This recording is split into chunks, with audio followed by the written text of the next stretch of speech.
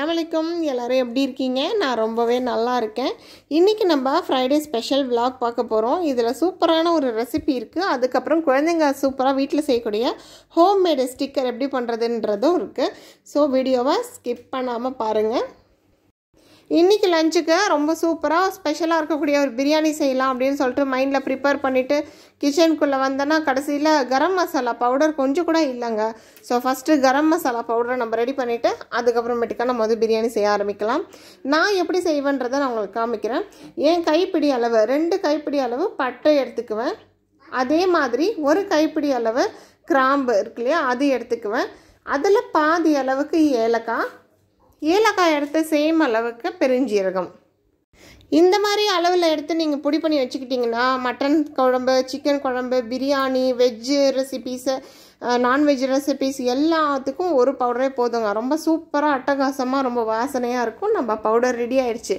அடுத்தது வந்து மசாலா அரைக்கிறோம். இஞ்சி பூண்டு நான் வந்து எப்பயுமே பிரியாணிக்கு அப்படியே ஃப்ரெஷ்ஷாக அரைச்சி தான் சேர்ப்பேன். ஸோ அதனுடைய ஃப்ளேவர் நல்லாயிருக்கும். இப்போ எடுத்து வச்சாச்சு. சிக்கன் பிரியாணி தான் செய்ய போகிறோம். ஸோ சிக்கன் பீசஸை போட்டுட்டு இந்த பிரியாணி நான் எப்படி ப்ரிப்பேர் பண்ண போகிறேன்னா, ஃபஸ்ட்டு வந்து ஃப்ரை பண்ணிவிட்டு அப்புறம் தான் நம்ம பிரியாணி பண்ண போகிறோம். ஸோ ஃப்ரை பண்ணுறதுக்கு தேவையான மசாலா சேர்த்துக்கலாம். இஞ்சி பூண்டை சேர்த்துருக்கேன், மஞ்சள் தூள், மிளகாத்தூள் 1 ஸ்பூன் சேர்த்துருக்கேன், 1/4 ஸ்பூன் அளவுக்கு சீரகத்தூள், 1/2 ஸ்பூன் அளவுக்கு கரம் மசாலா தூள், 2 ஸ்பூன் அளவுக்கு கார்ன்ஃப்ளவர். அந்த மசாலா உதிரக்கூடாதுன்றதுக்காக கார்ன்ஃப்ளவர், தேவையான அளவு உப்பு சேர்த்துக்கோங்க.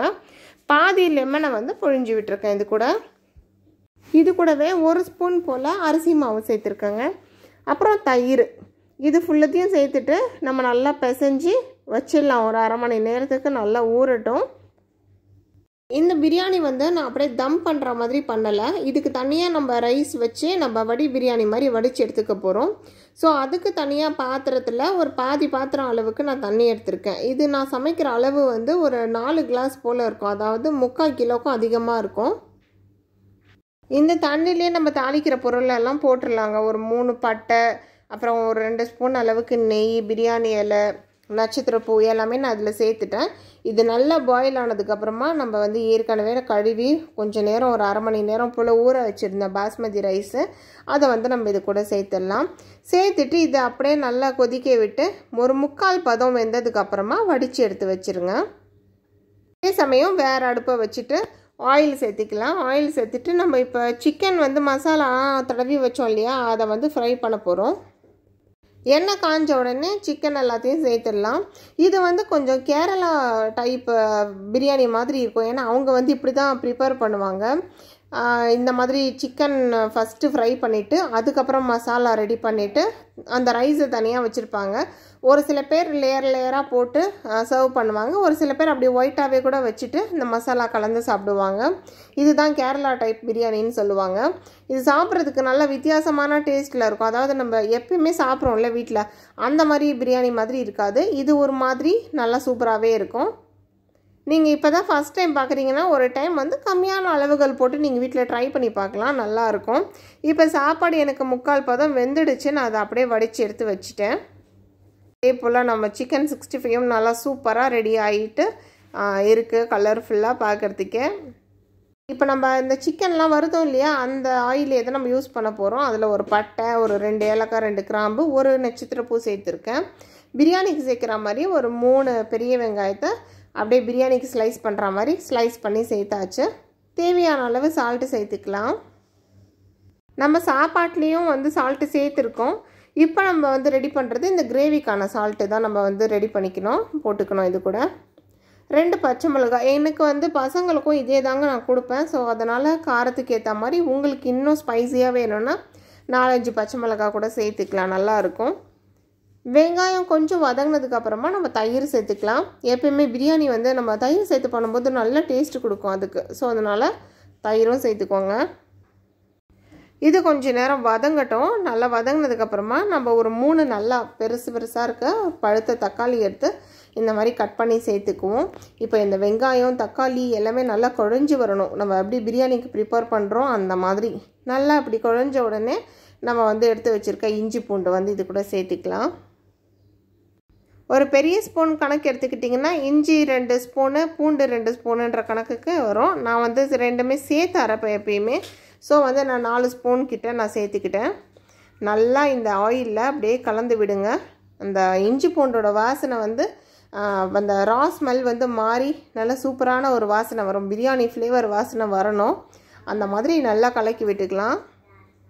இந்த இஞ்சி பூண்டு எண்ணெயிலே வதங்கும் போது ரொம்ப சூப்பராக இருக்கும். அந்த பிரியாணி அந்த கிரேவி டேஸ்ட்டு வந்து செமையாக இருக்கும். மசாலாஸ் போட ஆரம்பிச்சிக்கலாம். மஞ்சள் தூள் 1 ஸ்பூன் அளவுக்கு மிளகாத்தூள் சேர்த்துருக்கேன். ஒரு 1/2 ஸ்பூனுக்கு கொஞ்சம் கம்மியாக நான் வந்து சீரகத்தூள் சேர்த்துருக்கேன். இதில் வந்து கிரேவிக்கு அப்புறம் ரைஸ்க்கு ரெண்டுத்துக்குமே நம்ம வந்து கரம் மசாலா சேர்க்கணும். 1 கிலோ கறின்றதுனால 1 ஸ்பூன் கரம் மசாலா போட்டிருக்கேன். அதுக்கப்புறமேட்டுக்கா ரைஸ் வந்து ஒரு 3/4 கிலோ எடுத்ததுனால 3/4 ஸ்பூன் போல் கரம் மசாலா சேர்த்துருக்கேன். இப்போ இது போதும். இது அப்படியே இந்த எண்ணெயில் நல்லா கலந்து விட்டுருங்க. பிரியாணி வந்து எப்பயுமே நம்ம தம் பண்ணி பண்ணாலும் சரி, இல்லை இப்படியே ப்ரிப்பேர் பண்ணி வடி பிரியாணி மாதிரி பண்ணாலும் சரி, அந்த மசாலா நல்லா குக் ஆகணுங்க. அந்த மசாலா நல்லா குக் ஆனால் மட்டும்தான் நல்ல சூப்பரான ஒரு டேஸ்ட்டு கிடைக்கும்.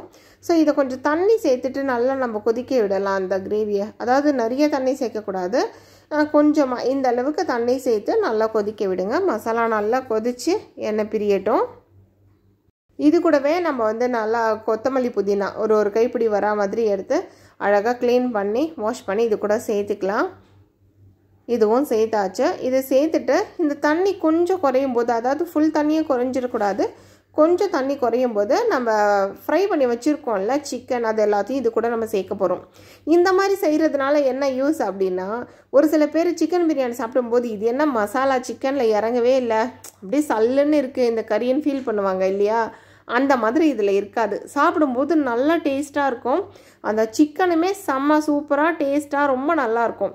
இப்போ பாருங்கள், அழகாக எண்ணெய்லாம் பிரிஞ்சு செம்மையாக கொதிச்சிட்ருக்கு. உங்களுக்கு பார்த்தாலே தெரியும். அதாவது தண்ணி இல்லை, மசாலாவாக ஆகிடுச்சு, எல்லாமே அப்படியே கிரேவி மாதிரி ஆகிடுச்சு எண்ணெய் பிரிஞ்சு. இந்த பதம் வந்துருச்சுன்னா போதும். நான் வடித்து எடுத்த சாப்பாட்டை வந்து 2-3 லேயராக பிரித்து நான் வந்து அரேஞ்ச் பண்ண போகிறேன். ஸோ சாப்பாட்டை வந்து அடியில் கொஞ்சம் போட்டிருக்கேன். இது மேலேயே நம்ம ரெடி பண்ண கிரேவி இருக்குல்ல, இப்போது அதை வந்து நம்ம அப்படியே போட்டுக்கலாம், அப்படியே ஸ்ப்ரெட் பண்ணி விட்டுக்கலாம். இது வந்து கேரளா டைப் பிரியாணியில் இதை அப்படியே வச்சு ஒயிட் ரைஸ் வச்சுட்டு இதை மசாலாவை இன்னும் திக்காக்கிட்டு அப்படியே வச்சுருவாங்க பிரியாணின்னு சொல்லிட்டு. ஒரு சில பேர் வந்து இந்த மாதிரி லேயராகவும் பண்ணுவாங்க. இதில் வந்து அவங்க என்னென்ன சேர்ப்பாங்கன்னா, ஃப்ரைடு ஆனியன்ஸ் இருக்கும்ல, நல்லா வெங்காயத்தை முறுமுறுன்னு வறுப்பாங்கல்ல, அந்த வெங்காயத்தை வந்து இதில் வந்து கார்னிஷ் பண்ணுவாங்க. நம்ம வீட்டில் பசங்க, என்னோடய ஹஸ்பண்ட் யாருமே வெங்காயம் போட்டால் சாப்பிட மாட்டாங்க. ஸோ நான் அதெல்லாம் ஸ்கிப் பண்ணிட்டேன். உங்களுக்கு அது வந்து பிடிக்கும் அந்த ஃப்ளேவர்னால் நீங்கள் அப்படியே கொஞ்சம் வெங்காயம், அப்புறம் அந்த முந்திரி பருப்பு, கிஸ்மிஸ் பழம் அதெல்லாம் வறுத்து அப்படியே மேலே வந்து ஸ்ப்ரெட் பண்ணிக்கலாம். பார்க்குறதுக்கும் ரொம்ப நல்லாயிருக்கும் பார்க்குறதுக்கு. இப்போ அது மேலேயே 2வது லேயர் சாதத்தை போட்டாச்சுங்க. போட்டுட்டு இப்போ நம்ம திருப்பி அந்த சிக்கன் கிரேவியை தான் இது மேலே அப்படியே ஸ்ப்ரெட் பண்ண போகிறோம். இதில் பார்க்கும்போது நிறைய ஒயிட் ரைஸ் இருக்க மாதிரி தெரியுது. இது வந்து மசாலாவாக இருக்குமா, சாப்பிட நல்லா இருக்குமா, இல்லை ட்ரையாக இருக்க மாதிரி இருக்குமா அப்படின்னா அப்படிலாம் இல்லை, ரொம்பவே சூப்பராக இருக்குங்க. இந்த பிரியாணி சாப்பிட்டுட்டு என் பையன் வந்து மசாலா பிரியாணி அப்படின்னு பேர் வச்சுட்டான். என் பொண்ணு வந்து ஸ்பைசி பிரியாணி அப்படின்னு சொல்லிட்டு சொன்னால் ரொம்ப நல்லா இருந்தது அப்படின்னு சொல்லிட்டு 2 பசங்களுமே சொல்லியிருந்தாங்க. இந்த சிக்கனில் அப்புறம் அந்த ஆனியன்லலாம் நிறைய அந்த மசாலா கோத்துட்ருக்கும். அதனால் வந்து சாப்பிட்றதுக்கு ரொம்பவே நல்லாயிருக்கும். ட்ரையாக இருக்க மாதிரி ஃபீல் ஆகாது. இது வந்து எப்படி இது செய்யணும்னு எனக்கு ஐடியா வந்ததுன்னா, நான் வெளியில் ஒரு டைம் போயிருக்கும்போது அங்கே வந்து ஃபிஷ் பிரியாணி சாப்பிட்ருந்தோம். இங்கே பஹ்ரைனுக்கு வந்த புதுசில் வந்து இந்த அல்லரி நேஷ்னல் பார்க் போயிருக்கும்போது ஃபிஷ் பிரியாணி ட்ரை பண்ணும்போது அவங்க இப்படி தான் கொடுத்தாங்க. அது சாப்பிடும்போது இது ஏதோ ஒரு மாதிரி வித்தியாசமான டேஸ்ட்டில் இருக்குது. நம்ம எப்பயுமே செய்கிற பிரியாணி மாதிரி கூட இது இல்லையே, இது என்ன சேர்த்துருக்காங்க அப்படின்னு பார்க்கும்போது தான் எனக்கு வந்து புரிஞ்சுதோ, இது வந்து தனியாக செஞ்சு வந்து பண்ணியிருக்காங்க அப்படின்னு சொல்லிட்டு. ஸோ வந்து நீங்கள் கண்டிப்பாக ஒரு டைம் ட்ரை பண்ணி பாருங்கள். இப்போ லேயராக போட்டாச்சு. நான் கொஞ்சமாக ஒரு 1/4 கிளாஸ் போல் பால் எடுத்து குங்குமப்பூ போட்டு வச்சுருந்தேன் அதில். ஏன்னா கலர் வரணுன்றதுக்காக நான் எக்ஸ்ட்ரா கலர் எதுவும் சேர்க்கல இதில்.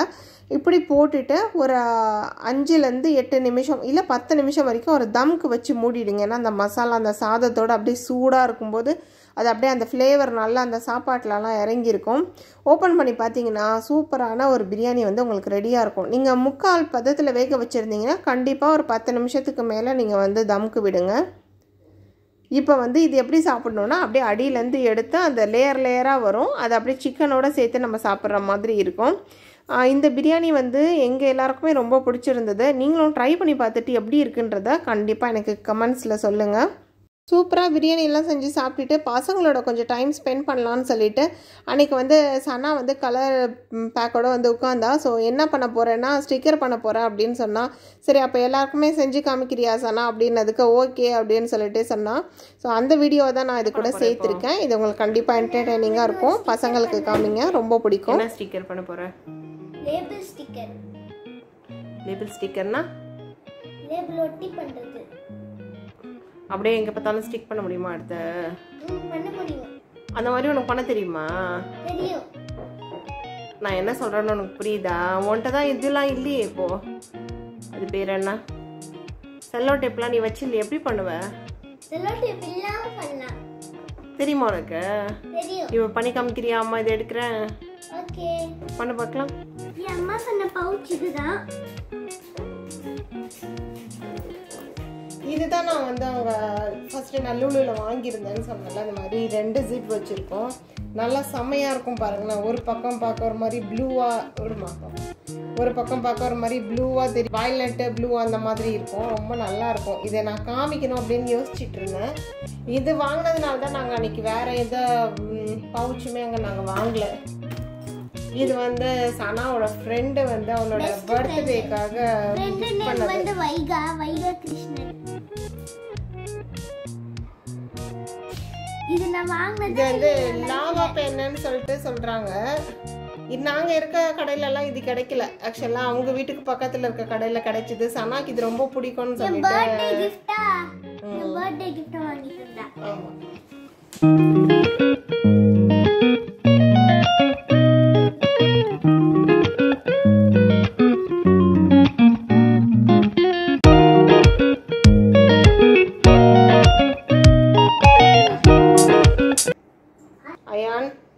அயான் ஹாய் சொல்லுங்க. ஹாய். ஷேர் பண்றியா இப்போ? சரி, மம்மி எப்படி இருப்பான்? மம்மியை ட்ரா பண்ண பார்க்கலாம். ஐயோ அம்மா சூப்பராக இருக்குண்டா. சனாக்கு வந்து ஆர்ட்டு கிராஃப்ட்லலாம் பயங்கர இஷ்டம். அவளுடைய பாதி டைம் வந்து இந்த மாதிரி ஆர்ட் விஷயத்துலே தான் போகும். ஏன்னா எங்கள் பசங்களும் பெருசாக இல்லை விளையாடுறதுக்குன்றதுனால. ஸோ அவன் வந்து ரொம்ப நாளாக சொல்லிகிட்டு இருக்கா, அம்மா நான் பண்ணுறேன் போடுங்கம்மா சேனலில் அப்படின்னு சொல்லிட்டு. நான் அதான் சொன்னேன், சரி நான் விளாக் பண்ணும்போது உன்னோட இதையும் வந்து நான் ஆட் பண்ணுறேன் அப்படின்னு சொல்லிட்டு சொல்லியிருந்தேன். சன்னா பண்ணது வந்து நல்லா இருந்தால் அவளை அப்ரிஷியேட் பண்ணுற விதமாக கண்டிப்பாக கமெண்ட்ஸ் பண்ணுங்கள். அதை பார்க்கும்போது அவளுக்கு இன்னும் நல்லா பண்ணணும் அப்படின்ற ஒரு எண்ணத்தை கண்டிப்பாக கொடுங்க. இப்போ என்ன பண்ண போகிறீங்க சொல்லிட்டு பண்ணுங்கள். இப்போ நான் வந்து க்ளூ போட்டு ஒட்ட போகிறேன். எதை ஒட்ட போகிறேன்? இந்த வரைஞ்சதெல்லாம் இது அப்படியே எடுத்து அந்த ஸ்டிக்கர் இது மேலே ஒட்டணுமா? லேபிள் மேலே நல்லா இப்படி கையை வச்சு நீங்கள் ஸ்ப்ரெட் பண்ணிக்கோங்க. தொடுதுலாம் நினைக்காதீங்க. ஏன்னா அப்போதான் நல்லா ஸ்ப்ரெட் ஆகி நல்லா ஒட்டும். இல்லைன்னா நீங்கள் ஸ்டிக்கர் பண்ணி நீங்கள் இப்படி திறக்கும் போது நீங்கள் தெரியாமல் அந்த பக்கத்தில் இருக்கிறத திறந்துடுவீங்க. ஷேப்பாக கட் பண்ணிக்கணுமா? அதே ஆமாம், ஷேப்பாக கட் பண்ணிக்கணும். நல்லா அதே ஷேப் கட் பண்ணக்கூடாது, இந்த மாதிரி கட் பண்ணிக்கணும். கொஞ்சமாக விட்டு அந்த ஒயிட் ஸ்பேஸ் தெரிகிற மாதிரி. அப்போ தான் நல்லா இருக்கும்.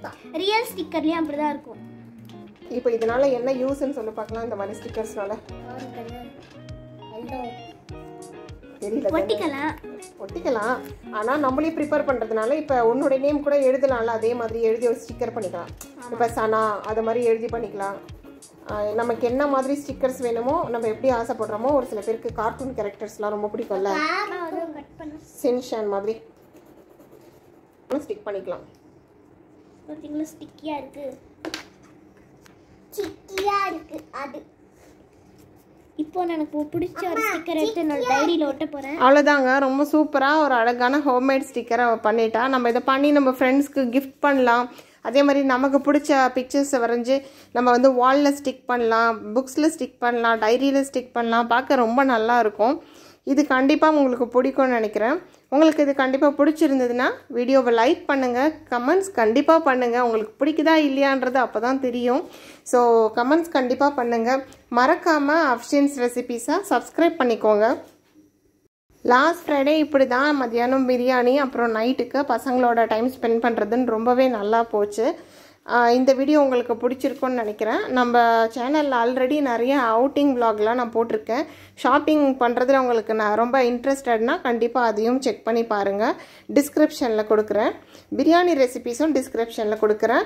லிங்க்கில் போய் கண்டிப்பாக செக் பண்ணி பாருங்கள். சேனலுக்கு சப்போர்ட் பண்ணுங்கள். Thank you friends.